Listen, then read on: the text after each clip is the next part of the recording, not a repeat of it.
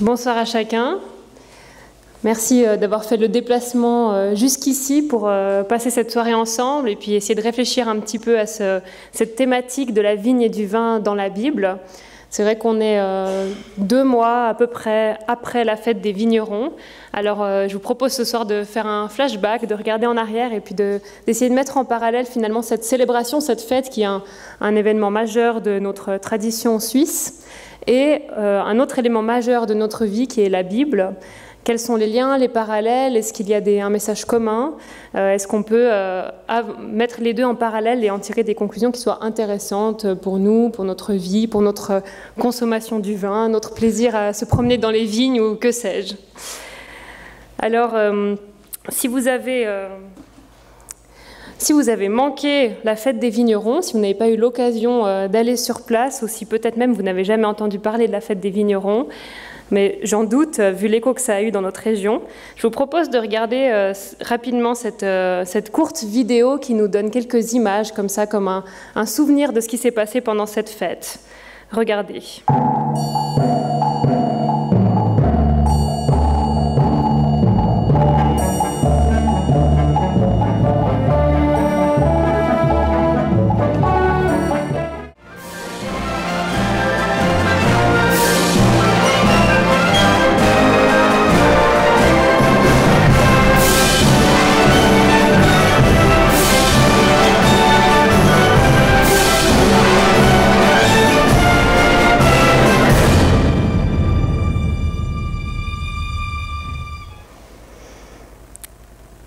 Il y en a eu des choses pendant la fête des vignerons, des décors, du feu, de la lumière, des figurants, la foule, des animations. Il y a eu beaucoup de choses et puis la vidéo dit que ça a attiré plus d'1 million de personnes. Alors qu'est-ce qui a attiré ces 1 million de personnes? Il faut dire que la fête des vignerons n'était pas vraiment à son premier essai. Je ne sais pas si vous avez compté, mais il y a eu 12, c'était la 12e fête des vignerons. Il y a une dalle comme ça sur la place du marché à Vevey qui indique les dates de la fête. Alors on peut compter tout autour et puis la dernière sur la droite de l'image dit 1999 et on attend 2019 qui va se rajouter bientôt. Un certain nombre donc de fêtes qui ont eu lieu depuis 1797. Au départ, la fête des vignerons, c'était un hommage aux meilleurs vignerons tâcherons de la région. Alors, il y avait tout un concours, et puis pendant toute l'année, on allait visiter les vignes, et puis noter ces vignerons tâcherons. Et finalement, lors de la fête des vignerons, il y avait une remise de prix des meilleurs vignerons tâcherons. Maintenant, on s'est un peu éloigné de ça. La fête des vignerons, c'est plutôt un hommage au métier, un hommage aux produits, un hommage à notre terre, à notre patrimoine. Et dans ce sens-là, il y a beaucoup de liens possibles avec la Bible aussi, qui nous parle d'un hommage à la terre, d'un hommage ou d'une reconnaissance au don de la terre, au don de Dieu. C'est vrai aussi que la fête des vignerons, elle a un arrière-plan plutôt mythologique. Durant la fête des vignerons, il y a différents dieux qui sont présentés, sauf dans la version de cette année où il n'y avait plus du tout de mythologie représentée. Mais pourtant, ce que je trouve intéressant, c'est que le slogan de la confrérie des vignerons, c'est quand même « Ora et labora ».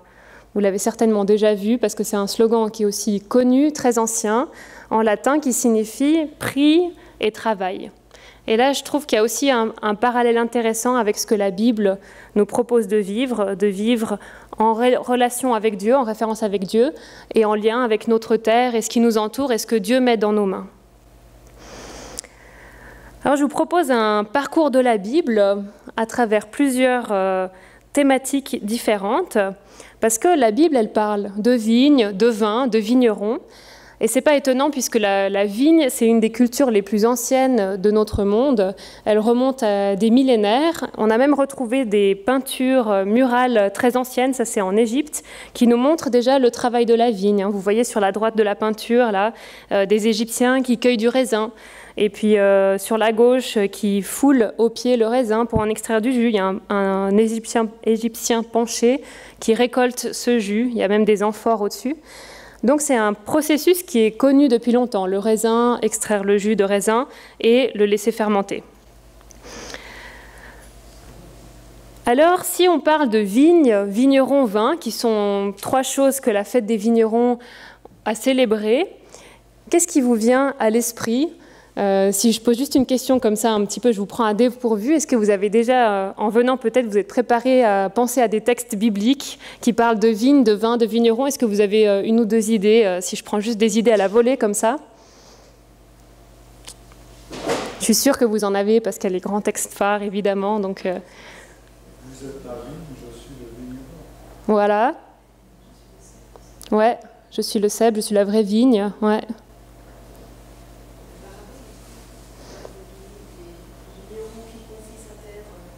Mhm.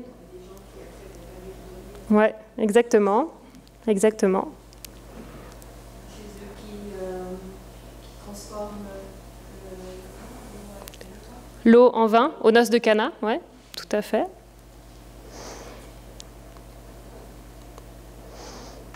Alors, voilà quelques idées, mais il y en a encore beaucoup d'autres. Il y a aussi l'institution du repas du Seigneur, de la Sainte Seine, évidemment. On utilise du vin.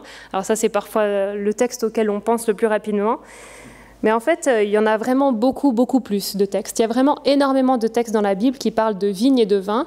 Et moi-même, lorsque je me suis penchée sur ce sujet en vue du livre qui est sorti, j'ai été étonnée, en fait, de voir combien la Bible utilisait la vigne, le vin ou la thématique du vigneron pour passer un message est souvent symbolique en fait.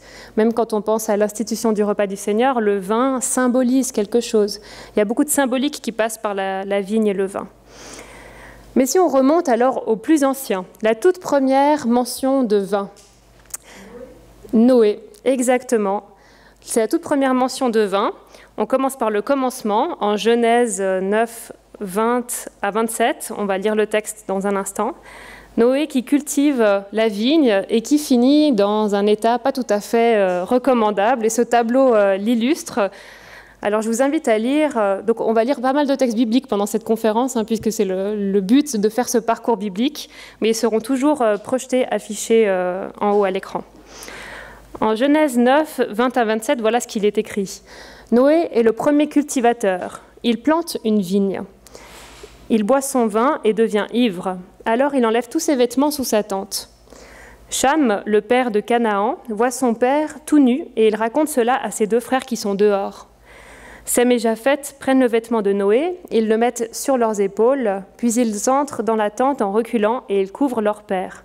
Ils regardent droit devant eux pour ne pas voir leur père nu. Quand Noé n'est plus ivre, il apprend ce que son plus jeune fils a fait. Il dit alors que Canaan soit maudit, qu'il soit pour ses frères le dernier des esclaves. Et il ajoute « Gloire au Seigneur, le Dieu de Sem, que Canaan soit l'esclave de Sem, que Dieu donne beaucoup de terre à Japheth et que Japheth habite sous les tentes de Sem, que Canaan soit l'esclave de Japheth. » Alors voilà, ce premier récit, la toute première mention du vin, nous amène tout de suite à un excès, une ivresse, et puis malheureusement à de lourdes conséquences pour toute la famille de Noé.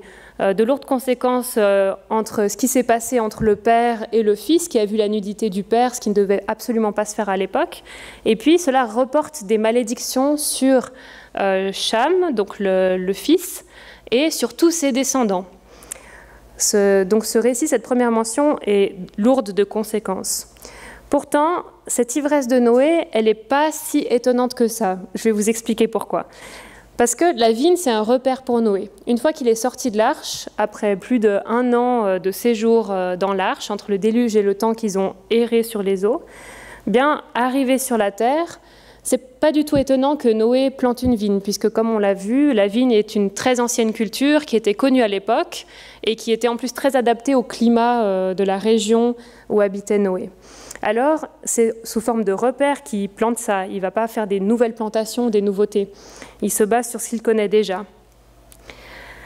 Malheureusement, cette culture, qui jusque-là lui donne aussi un métier, un objectif, le pousse à la tentation et à l'excès.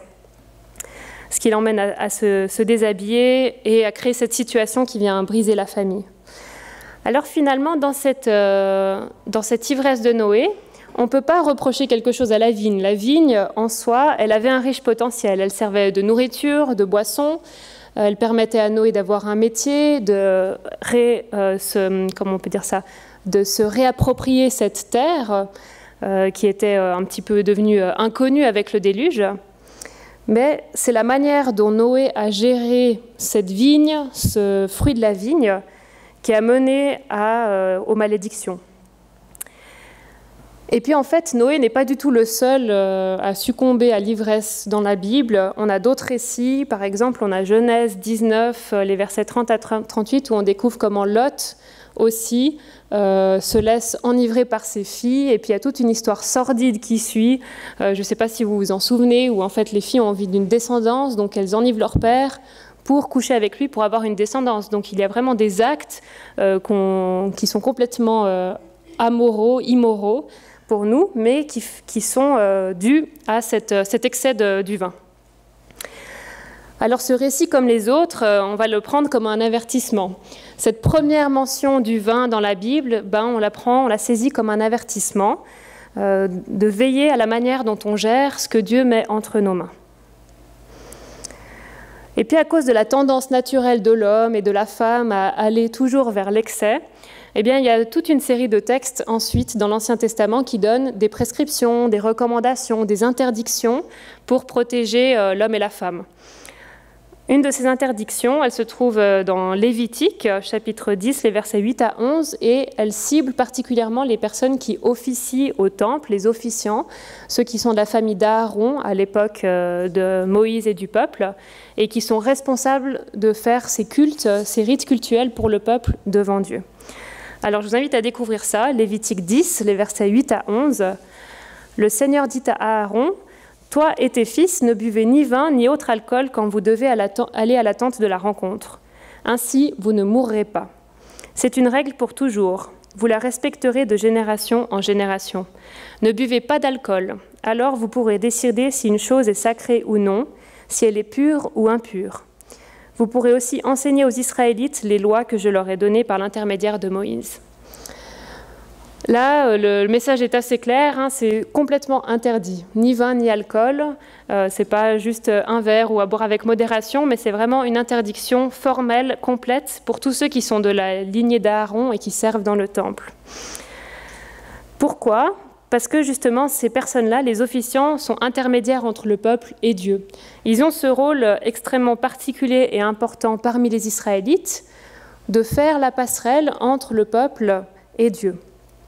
Donc, une discipline très stricte leur est assignée, commandée, exigée, pour qu'ils aient les idées claires lorsqu'ils officient au temple.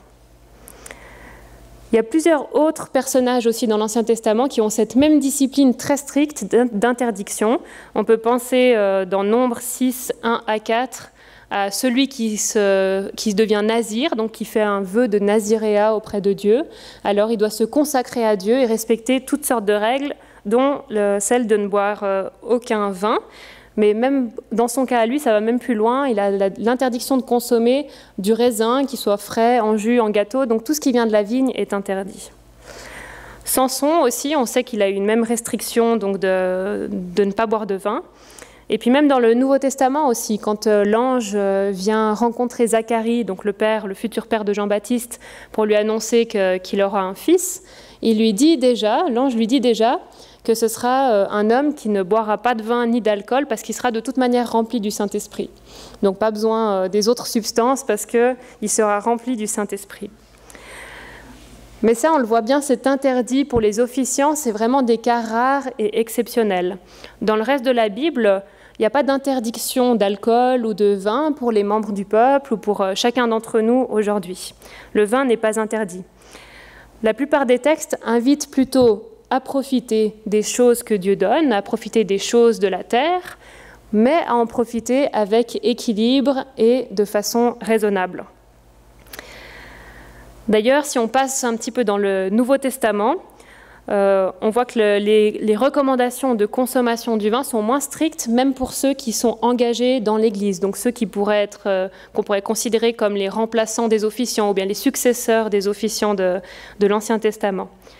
On va lire 1 Timothée 3, 8 à 10, qui est une lettre de Paul à Timothée, qui donne beaucoup d'indications sur le comportement exigé d'un responsable d'église ou d'un diacre. Et là, dans le texte qu'on va lire, il s'agit des diacres. Il faut aussi que les diacres soient des hommes respectables et sincères. Et ils ne doivent pas boire trop de vin, ni chercher à gagner de l'argent de façon malhonnête. Il faut qu'ils gardent la vérité de la foi avec une conscience pure. On doit d'abord les examiner, ensuite, si on n'a rien à leur reprocher, ils pourront servir comme diacres. Alors, pour les diacres, donc ceux qui servent dans l'Église, il ne faut pas boire trop de vin. L'interdiction n'est plus aussi exigeante. On peut en boire un peu, mais pas trop, pour garder la conscience pure, garder la vérité de la foi avec une conscience pure. Et puis, ce texte-là touche les diacres. Alors, on pourrait dire c'est chacun d'entre nous, les diacres, parce qu'on est tous des chrétiens serviteurs au service de nos églises.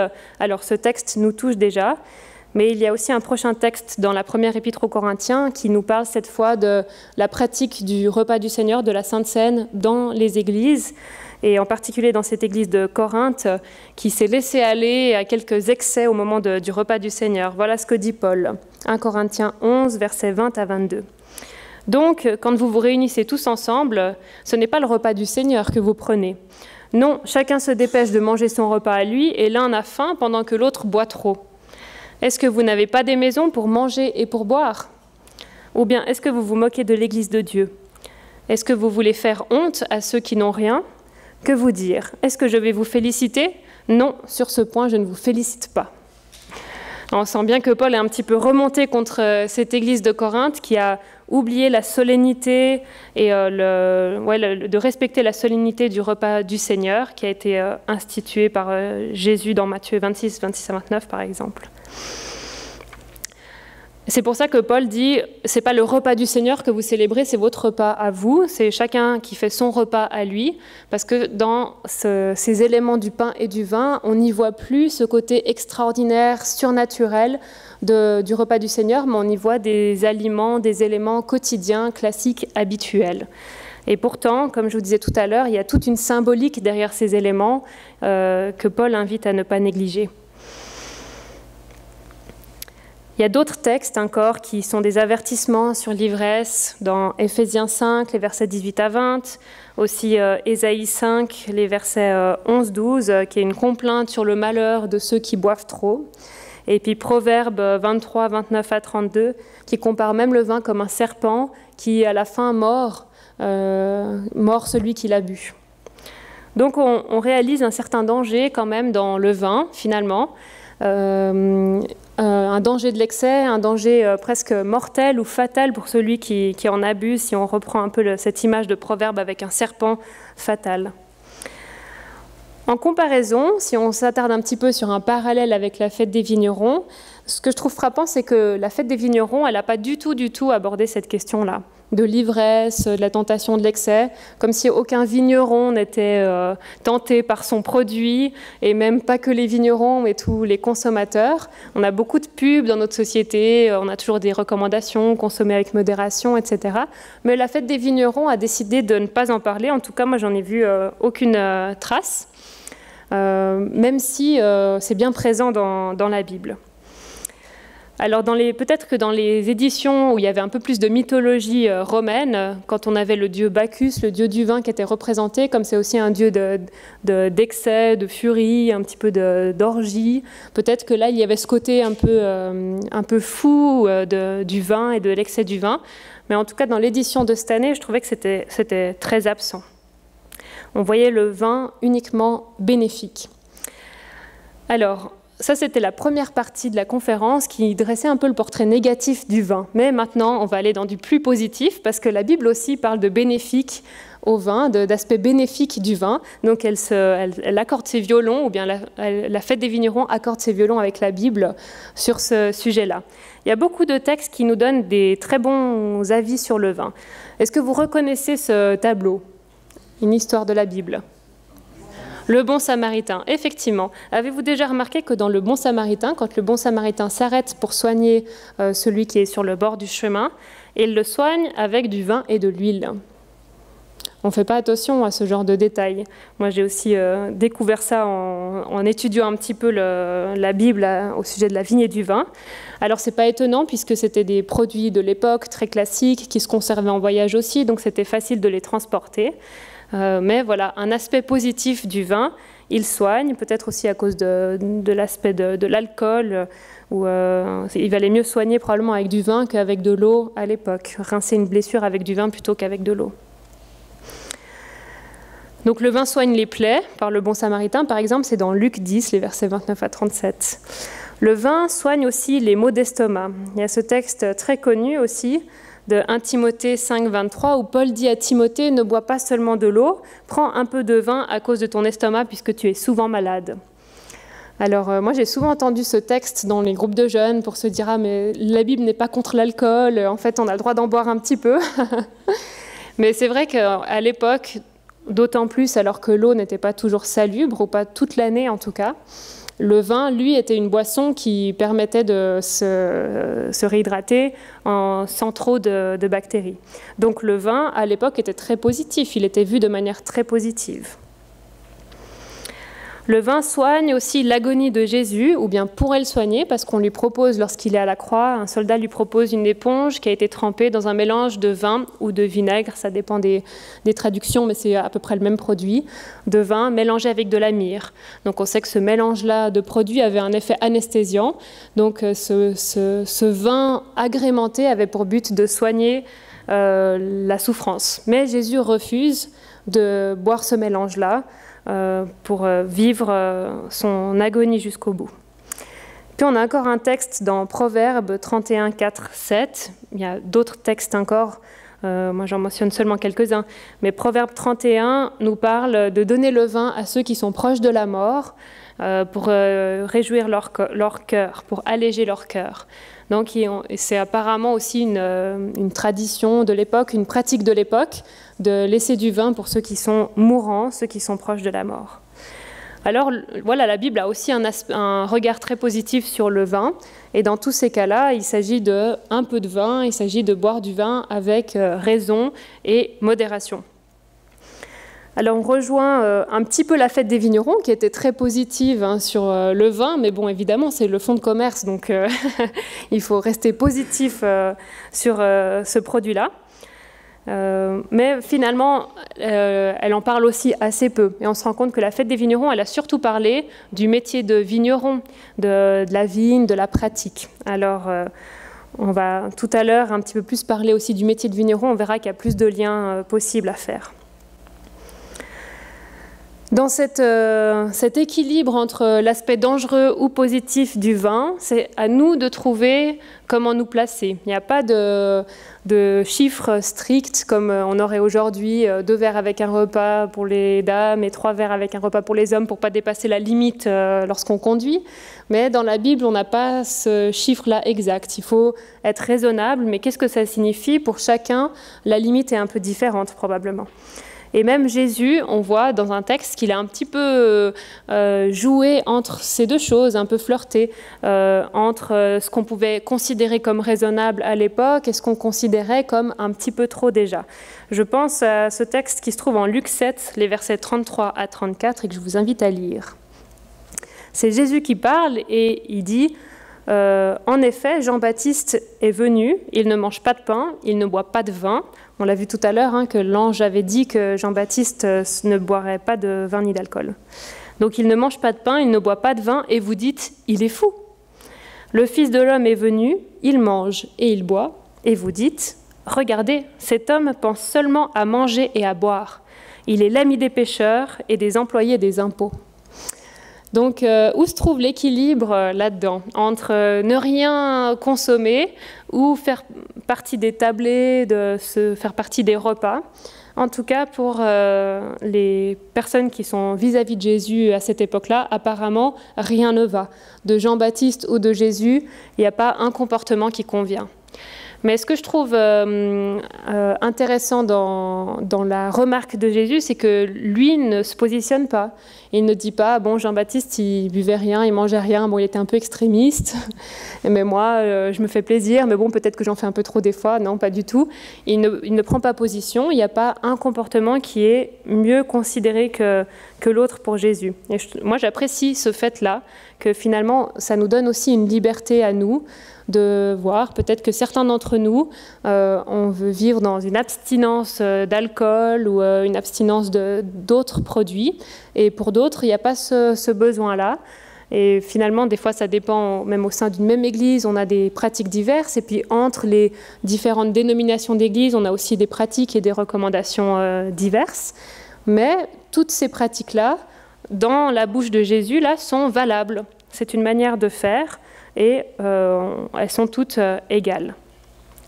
Dans la mesure, encore une fois, où il n'y a pas d'excès, justement. Et puis finalement, Jésus, il a aussi un regard très favorable sur le vin, puisque tout au long de son ministère, il y a recours pour symboliser une chose ou l'autre. Vous avez mentionné tout à l'heure les noces de Cana, c'est le premier miracle de Jésus. La première chose qu'il fait dans son ministère de miraculeux, c'est de transformer l'eau en vin dans un mariage. C'est quand même festif et très réjouissant. Je trouve que c'est très réjouissant d'avoir ce miracle-là. Il y a beaucoup des miracles suivants de Jésus qui sont plutôt des guérisons ou bien des délivrances. Mais ce premier miracle, mis à part la symbolique qu'on peut y voir, est purement de la fête et de la réjouissance. Ensuite, c'est vrai qu'il y a l'utilisation du vin comme élément pour le repas du Seigneur. Jésus choisit de prendre du pain et du vin pour représenter son corps et son sang. Il aurait peut-être pu choisir d'autres éléments, d'autres aliments, mais à l'époque, c'est vrai que c'est ce qui se trouvait de toute manière sur toutes les tables à peu près, du pain, du vin. C'était les éléments classiques. Donc Jésus fait avec ce qui l'entoure, ce qu'il y a autour de lui, et avec des produits qui sont accessibles à chacun. Puis finalement, comme on l'a dit sur la croix, Jésus refuse le vin mélangé à la myrrhe pour ne pas atténuer ses douleurs. Donc du début, du premier miracle, attendez, je vous le fais dans votre sens, du premier miracle jusqu'au dernier moment sur la croix, en passant par le repas du Seigneur qui serait un peu l'apogée du ministère, eh bien le vin est présent. Alors c'est un élément qui semble très important aussi dans le ministère de Jésus. Et si Jésus n'avait pas un regard positif sur le vin, probablement qu'il aurait choisi un autre élément pour représenter son sang ou pour faire le premier miracle. Voilà un petit peu ce que la Bible nous dit du vin et quelques parallèles avec la fête des vignerons. Si on regarde maintenant plutôt la vigne, elle est aussi très utilisée dans la Bible et très très souvent de manière symbolique. Il y a beaucoup de textes qui utilisent la vigne pour parler d'un peuple et principalement du peuple de Dieu, du peuple d'Israël. Je vous invite à lire ce psaume 80, les versets 9 à 12. En Égypte, il y avait une vigne. Tu l'as enlevée de ce pays, tu as chassé d'autres peuples pour la replanter. Tu as préparé le sol devant elle. Elle a enfoncé ses racines dans la terre et elle a occupé tout le pays. Son ombre a couvert les montagnes. Ses branches ont dépassé les plus beaux cèdres. Elle a étendu ses tiges jusqu'à la mer Méditerranée et ses jeunes pousses jusqu'au fleuve Euphrate. Voilà le récit un peu poétique d'une vigne. Si on relève quelques indices dans ce texte sur qui pourrait être cette vigne, je vous propose ces quelques éléments. L'Égypte, donc ce peuple était en Égypte, il a été enlevé et replanté, et puis il est arrivé entre la Méditerranée et l'Euphrate. Là, on a tout de suite un peuple qui correspond à cette description, c'est le peuple d'Israël, les Hébreux, qui étaient esclaves en Égypte, qui ont été sortis par la puissance et le miracle de Dieu d'Égypte. Donc ils ont été enlevés de ce pays-là. Ils ont été conduits à travers le désert jusque dans la terre promise, là où par miracle de nouveau de Dieu, ils ont pu conquérir cette terre-là.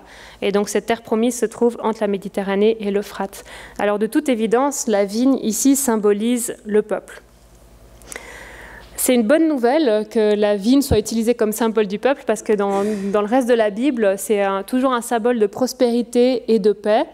Ou alors, tout à coup, si un peuple tombe, alors la vigne s'assèche et devient mourante. Mais si la vigne va bien, alors si elle est vivante, c'est que le peuple est en prospérité et en paix. Alors le fait que ce psaume décrive Israël comme une vigne nous montre que, à ce moment-là en tout cas, le peuple est dans la prospérité et dans la paix.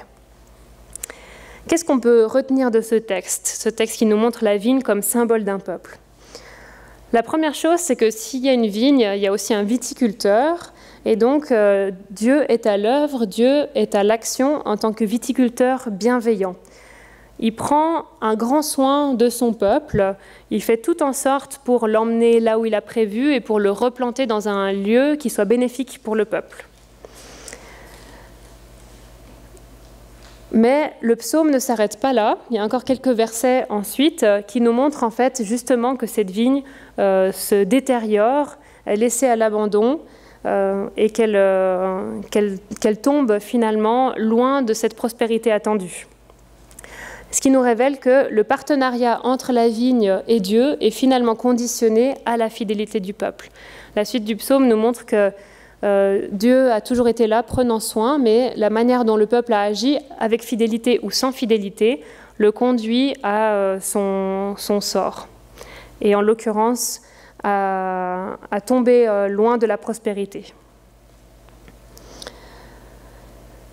Il y a d'autres textes dans l'Ancien Testament qui parlent de vignes et qui nous donnent d'autres éclairages. On va encore en lire quelques-uns tout à l'heure quand on s'attardera plus sur le vigneron.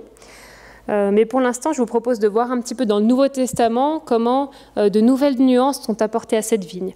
Donc dans l'Ancien Testament, on voit que la symbolique de la vigne, elle est là surtout pour indiquer que Dieu prend soin de son peuple et que le peuple peut prospérer grâce aux soins de Dieu. Dans le Nouveau Testament, il y a beaucoup de nouveaux textes qui parlent de la vigne. Et je vous propose d'en lire déjà un qui se trouve dans Matthieu 20, les versets 1 à 16. On va lire que des extraits parce que le texte est un peu long et peut-être que vous connaissez déjà bien la parabole. C'est une parabole de Jésus qui dit « Le royaume des cieux ressemble à ceci. Un propriétaire sort le matin de bonne heure. Il veut embaucher des ouvriers pour sa vigne. Il décide avec les ouvriers de leur donner une pièce d'argent pour la journée et il les envoie à la vigne. À 9h du matin, il sort de nouveau, il voit d'autres ouvriers qui sont là sur la place et qui ne font rien. Il leur dit « Vous aussi, allez travailler dans ma vigne et je vous donnerai un salaire juste. » Et puis la journée continue, le propriétaire sort encore et encore pour trouver toujours de nouveaux ouvriers. Quand le soir arrive, le propriétaire de la vigne dit à son serviteur « Appelle les ouvriers et donne à chacun son salaire. Commence par ceux que j'ai embauchés en dernier et finis par ceux que j'ai embauchés en premier. » Et Jésus ajoute « Ainsi les derniers seront les premiers et les premiers seront les derniers. » De nouveau, une vigne qui semble symboliser plus que simplement un lieu de travail, et puis un propriétaire de vigne. Et on peut voir plusieurs parallèles entre le propriétaire de vigne de l'Ancien Testament et celui du Nouveau Testament. Il y a beaucoup de points communs. Par exemple, tous les deux sont très patients, bienveillants, prenant soin de la vigne avec un sens aigu de la justice. Alors proches d'altruistes finalement qui sont tournés vers les autres. Et on se rend compte que cette parabole, tout comme la vigne dans l'Ancien Testament, renvoie à une réalité beaucoup plus spirituelle, le fait de pouvoir entrer dans le peuple de Dieu, donc de recevoir un salut par le maître de la vigne qui nous accueille et nous intègre dans son peuple, dans sa vigne, dans sa famille. Alors finalement, il n'y a pas de rupture entre l'Ancien et le Nouveau Testament. Le Nouveau Testament continue cette même symbolique de la vigne, cette même imagerie de la vigne. Et puis, ce qui est rajouté ici dans ce texte, c'est que les ouvriers sont mis au travail. Il y a du travail pour les ouvriers de Dieu. Ils rentrent dans la vigne pour y travailler. Donc c'est un moment de joie et de célébration de pouvoir travailler dans la vigne. Si on regarde ça un petit peu en regard de la fête des vignerons, on peut se dire finalement il y a la même joie à la fête des vignerons. Il y a un éloge et un hommage au travail, mais dans la fête des vignerons, c'est un hommage au travail de viticulteur, et dans la Bible, c'est un hommage à la moisson de Dieu. Il y a aussi la notion que dans la fête de vignerons comme dans la Bible, que la vigne rassemble, que la vigne invite chacun à rejoindre et rassemble. Je vais juste chercher mon verre d'eau que j'ai oublié sous ma chaise. Alors, je vous invite donc à lire ce texte qui est une autre parabole de Jésus en Luc 20. De nouveau, on lit que quelques extraits parce que le texte est un peu long, les versets 9 à 15. Je lis simplement le texte. Ensuite, Jésus raconte cette histoire au peuple. Un homme plante une vigne, il la confie à des vignerons et il part en voyage pour longtemps. Au moment de la récolte, il envoie un serviteur vers les vignerons pour aller chercher son raisin. Mais les vignerons frappent le serviteur et ils le renvoient sans rien lui donner. Et puis le propriétaire de la vigne répète cela plusieurs fois. Puis finalement, verset 13, « Alors le propriétaire de la vigne se dit « Qu'est-ce que je vais faire ? Je vais leur envoyer mon fils très aimé, ils vont sans doute le respecter. » Mais quand les vignerons voient le fils, ils se disent entre eux « C'est lui qui sera le propriétaire plus tard. Tuons-le et la vigne sera à nous. » Ils le font sortir de la vigne et ils le tuent. Alors, à nouveau, on retrouve ici exactement la même symbolique. La vigne qui représente le peuple, on l'a compris maintenant, et un vigneron ou un propriétaire de vigne qui serait Dieu. Et puis, il y a des nouveaux personnages, ce sont les vignerons, qui sont ceux qui s'occupent de la vigne, donc peut-être les responsables du peuple, les encadrants du peuple. Et puis ce fils très aimé qui doit venir récupérer la récolte et les fruits de la vigne. Donc notre symbolique de la vigne, déjà présente depuis le début de la Bible, l'Ancien Testament, se peaufine ici, s'affine avec de nouvelles nuances. La parabole, elle apparaît dans plusieurs des évangiles, dans Matthieu, dans Marc et puis ici dans Luc. Et à chaque fois, Jésus y conclut en interpellant les chefs religieux et en posant cette question-là, qu'est-ce que le propriétaire de la vigne va faire ? J'avais oublié d'avancer pour vous. Voilà. Qu'est-ce que le propriétaire de la vigne va faire ? Les chefs religieux tentent une réponse et puis finalement Jésus la donne. Le propriétaire de la vigne va venir, il va tuer les vignerons et il donnera la vigne à d'autres. Donc là, la conséquence est très violente, c'est lourd de conséquences, cette désobéissance des responsables de la vigne. Et c'est vrai que comme cette parabole, à ce moment-là, Jésus s'adresse aux chefs religieux, eh bien, on peut y voir une tendance des chefs religieux à chercher l'indépendance, à oublier, à être aveugle, à oublier qu'il y a un propriétaire de la vigne qui est Dieu, qu'il y a un fils très aimé qui vient chercher le fruit du peuple, le fruit de la vigne. Et ce texte peut même nous-mêmes nous interpeller sur notre manière de vivre dans la vigne, dans le peuple de Dieu, notre désir constant d'indépendance, de se retrouver indépendant sans avoir besoin de Dieu. Et pourtant, il y a un propriétaire de la vigne, tout comme il y a un propriétaire de l'Église aujourd'hui, des communautés. Nous ne sommes pas indépendants, mais nous sommes vis-à-vis de ce propriétaire-là qui nous envoie aussi son Fils pour recevoir les fruits de ce que nous faisons en tant que communauté, en tant que vigne, que peuple. Et le dernier texte à ce propos est encore plus flagrant, vous l'avez mentionné tout à l'heure, c'est la vraie vigne. Jésus, dans Jean 15, les versets 1 à 4, dit ceci. « La vraie vigne, c'est moi, et mon Père est le vigneron. Il enlève toutes mes branches qui ne donnent pas de fruits et il taille toutes les branches qui donnent des fruits. Ainsi, elles en donneront encore. Les paroles que je vous ai dites vous ont déjà taillé.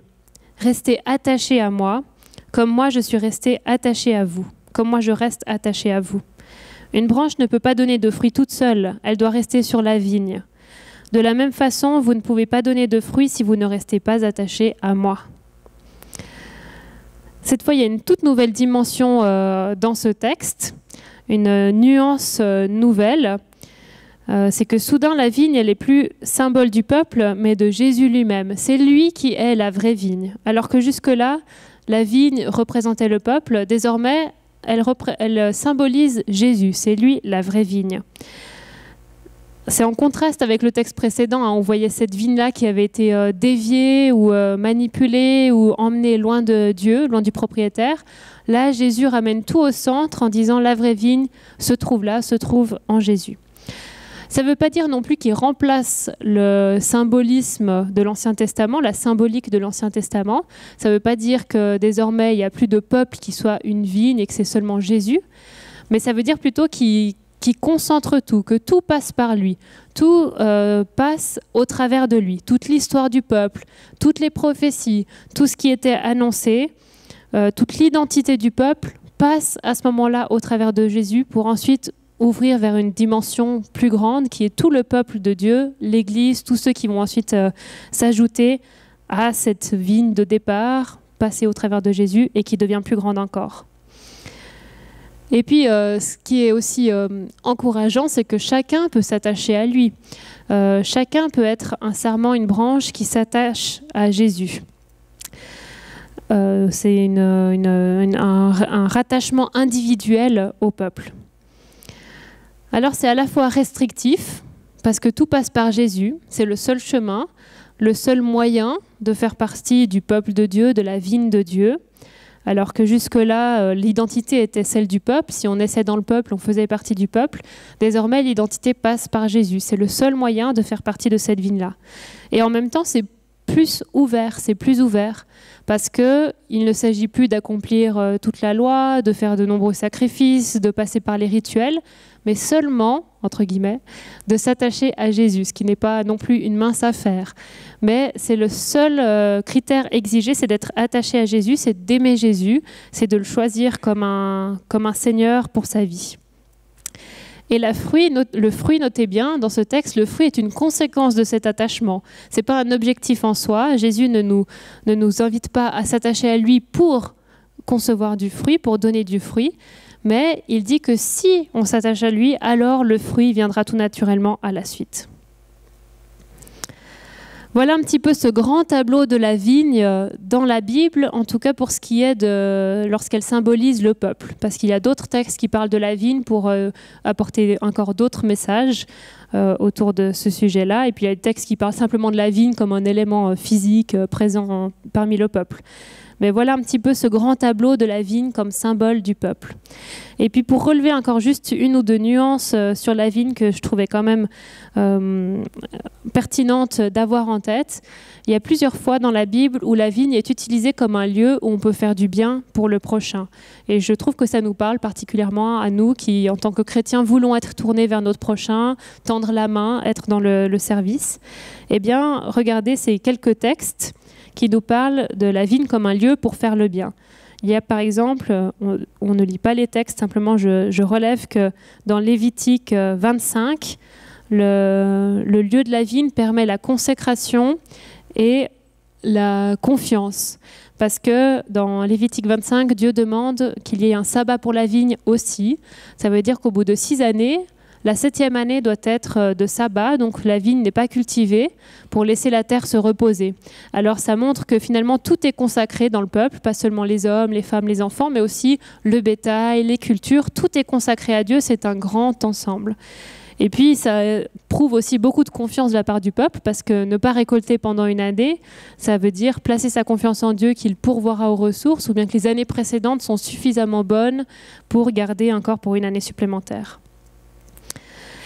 La vigne, c'est aussi un endroit où on peut faire du bien aux pauvres, mettre de côté une partie de la récolte pour la donner aux pauvres. Donc il ne s'agit pas de laisser le surplus dont on n'a pas besoin pour ceux qui ont besoin, mais il s'agit de volontairement ne récolter qu'une partie de la vigne et pas l'entier, pour en laisser pour les étrangers notamment et les pauvres qui sont dans le peuple.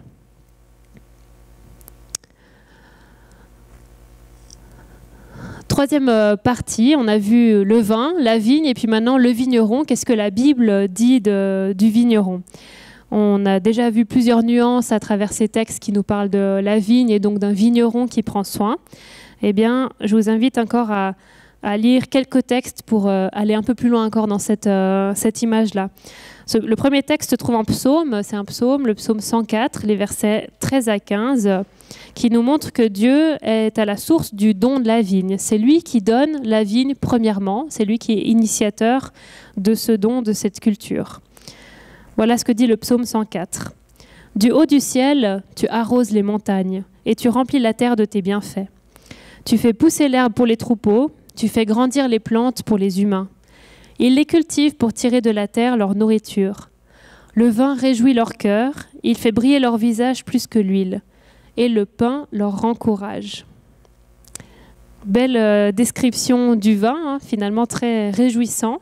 Et puis ce psaume montre aussi la collaboration entre Dieu et les humains. C'est vrai que c'est Dieu qui est initiateur, c'est lui qui fait pousser l'herbe, qui fait grandir les plantes, l'herbe pour les animaux, les plantes pour les humains. Donc il est créateur, initiateur de cette vie, de cette matière première nécessaire et essentielle pour les humains comme pour le bétail. Mais c'est l'humain qui cultive, regardez bien, il les cultive, les humains cultivent ces choses-là pour tirer de la terre leur nourriture, notamment le vin, l'huile et le pain. Alors il y a un doux mélange dans ce psaume de la grâce de Dieu d'un côté qui offre des choses et puis du savoir-faire des hommes et des femmes qui en fait est aussi un don de Dieu placé dans l'être humain, ce savoir-faire qui permet de créer ensuite des choses plus complexes à partir de la matière première que Dieu a mis sur cette terre. Et puis le psaume est très réjouissant, très encourageant. Cette transformation de la matière première, elle est bonne, elle réjouit le cœur, elle fait briller le visage. C'est très positif. Et ça fait penser aussi à un autre texte qui parle de vin dans l'Ecclésiaste et qui dit « Alors, mange ta nourriture avec joie, bois ton vin de bon cœur, car depuis longtemps, Dieu approuve ce que tu fais. » C'est presque tout un ordre de vie hein, pour nous. On pourrait l'afficher dans nos maisons pour profiter de chaque jour. Alors c'est vrai que c'est le grand vigneron qui donne la vigne en premier, mais en collaboration avec les humains qui en font du vin, qui le transforment en vin. Ce grand vigneron, c'est aussi celui qui prend soin. Il prend soin de la vigne, du peuple. On l'a vu déjà dans plusieurs textes. Et dans Ésaïe aussi, c'est un texte un peu plus long sur lequel on va s'attarder juste encore un instant, qui nous parle de ce grand vigneron et du soin qu'il met à s'occuper de sa vigne. Voilà ce que dit Ésaïe 5 dans les premiers versets. « Laissez-moi chanter une chanson au nom de mon ami. Elle parle de mon ami et de sa vigne. » Alors vous avez déjà découvert qui était l'ami et la vigne, évidemment. « Mon ami avait une vigne sur une petite colline au sol fertile. Il a retourné la terre, il a enlevé les pierres, et dans sa vigne, il a mis des plants de bonne qualité. Il a construit une tour pour surveiller la plantation, et il a aussi creusé un pressoir. Il attendait de sa vigne du bon raisin, mais elle n'a donné que du raisin acide. » Alors ici encore, on voit le soin du vigneron qui fait toutes les démarches de viticulture nécessaires pour mettre en place une bonne vigne. Et puis, toutes ces pratiques de l'époque qui sont à peu près les mêmes encore aujourd'hui devraient mener très logiquement à du bon raisin, du bon fruit pour le peuple ou pour la vigne. Malheureusement, le dernier verset nous montre que seul du raisin acide s'offre à la récolte. Il y a seulement du fruit acide qui sort de cette récolte. Alors que s'est-il passé ? Où est la faute ? Quel problème y a-t-il eu dans le processus ? Apparemment, quelque chose n'a pas bien fonctionné. Et tout ce texte d'Ésaïe essaye de nous montrer que ce n'est pas du côté du vigneron que ça n'a pas bien fonctionné. Parce que lui a fait tout en sorte pour que ce soit du bon raisin qui sorte à la fin. Lisons un petit peu plus loin la suite du texte qui va nous montrer aussi que ce vigneron, c'est un vigneron exigeant. Un vigneron qui offre la vigne, un vigneron qui prend soin, mais aussi un vigneron qui est exigeant envers sa vigne si elle ne donne pas le fruit attendu. Voilà ce que dit la suite du texte. « Eh bien, je veux vous dire ce que je vais faire à ma vigne. J'arracherai la clôture qui l'entoure, et les animaux mangeront les feuilles de ses plants. Je démolirai son mur, et les passants écraseront sa terre en marchant dessus. Je ferai d'elle une terre de brousse. Personne ne coupera ses branches, personne n'arrachera ses mauvaises herbes.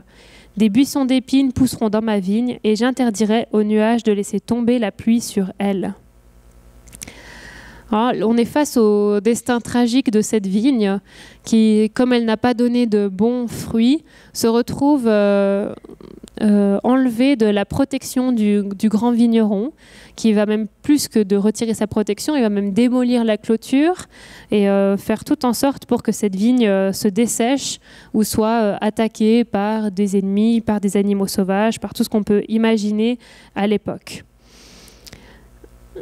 Encore une fois, la question c'est que s'est-il passé? Pourquoi est-ce qu'il n'y a pas eu ces bons fruits? Quels étaient ces bons fruits qu'attendait le grand vigneron? Si cette image est symbolique, alors évidemment on ne parle pas de raisin à croquer, mais on parle d'un autre fruit, quelque chose de symbolique. Et tout simplement, la suite du texte nous révèle quel était le fruit attendu.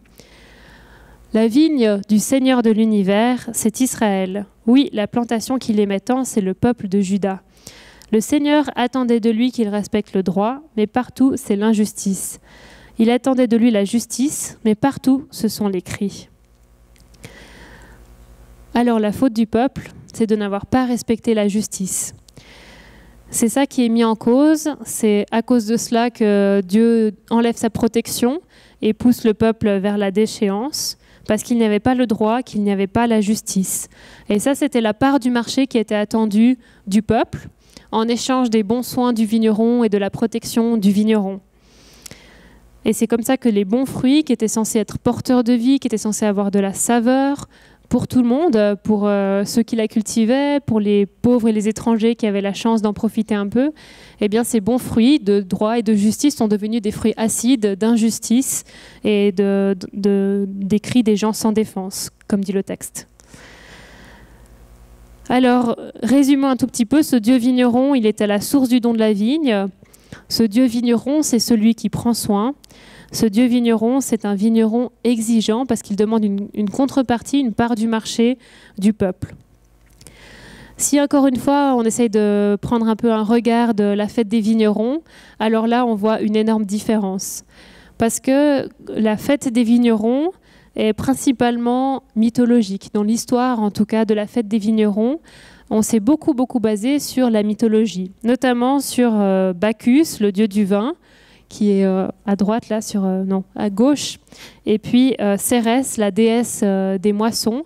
Ces deux personnages apparaissent dans les représentations, dans les spectacles de la fête des vignerons pendant chaque édition à peu près, sauf cette édition-là qui était beaucoup plus mystérieuse sur ces aspects un peu spirituels. Mais la mythologie prend une place très importante. Il y a des tableaux entiers consacrés dans la fête des vignerons. On voit Bacchus avec les bacchantes, là, les jeunes filles qui lui célèbrent un culte, ou bien sur son char, et puis Cérès aussi sur son char. Donc tous ces dieux romains. Même si c'est vrai que le saint patron des viticulteurs, c'est Saint Urbain, donc il y a aussi un aspect catholique ou chrétien associé à cette fête. Mais ce qui prenait beaucoup de place dans les spectacles, c'était la mythologie. Alors là, on voit une différence vraiment très grande avec la manière dont nous, on considère le don de la vigne. Le don de la vigne, que ce soit sous forme symbolique ou très concrète, parce qu'on cultive la vigne dans nos pays ici aussi, pour nous, vient de Dieu, du Dieu créateur qui a créé la terre et les cieux et tout ce qu'ils contiennent. Alors que dans la fête des vignerons, on célèbre la mythologie, les dieux qui créent et offrent, quelque chose de beaucoup plus diffus et qui mélange de nombreux dieux. Alors là, c'est vrai qu'on voit une très grande différence. Par contre, je crois que notre réjouissance de la vigne et du vin peut s'associer à celle de la fête des vignerons pour le savoir-faire que Dieu nous donne. Alors nous, on le voit comme un savoir-faire que Dieu nous donne. C'est peut-être pas le regard de la fête des vignerons, mais ensemble, on se réjouit de ce que l'homme et la femme sont capables de faire. Et puis nous, on se réjouit d'autant plus parce que c'est un don de Dieu pour nous. Alors finalement, pour un peu conclure ce parcours biblique en regard de la fête des vignerons 2019, et pour conclure simplement ces quelques textes qu'on a abordés, même si on n'a de loin pas fait la moitié des textes que contient la Bible, et je vous invite à aller encore plus loin si vous voulez creuser le sujet. En résumé, la Bible nous présente un regard favorable, très favorable je trouve, sur le vin, sur la vigne, sur le métier de vigneron.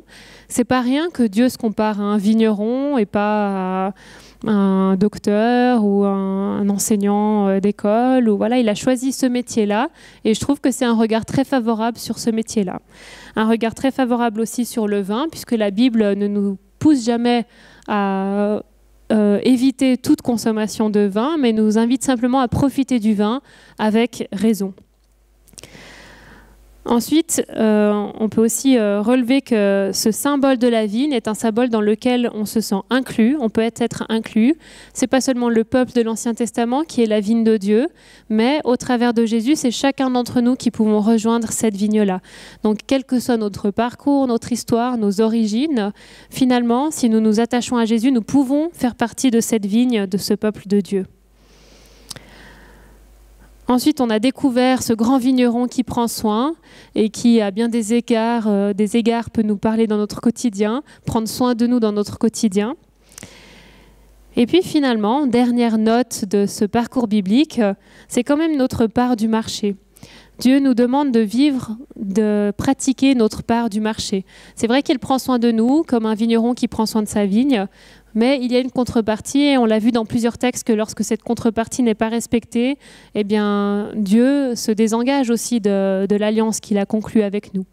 Alors notre part de marché, elle est à découvrir aujourd'hui pour chacun d'entre nous, à quoi Dieu nous appelle, comment Dieu veut nous utiliser pour le servir dans sa vigne, dans sa mission, dans sa moisson. Et cette part du marché sera différente pour chacun d'entre nous les uns des autres, même si, bien sûr, on a des lignes de conduite communes au travers de la Bible. Et n'oublions pas aussi que cette part de marché, elle se fait par l'attachement à Jésus. C'est par l'attachement à Jésus que les fruits se créent et peuvent être récoltés. C'est par l'attachement à Jésus et pas par notre propre travail fatigant et notre labeur. Alors finalement, on rejoint un petit peu cette maxime de la fête des vignerons, de la confrérie des vignerons, ora et labora. Ora parce qu'on est en relation avec le grand vigneron et puis au travers de Jésus.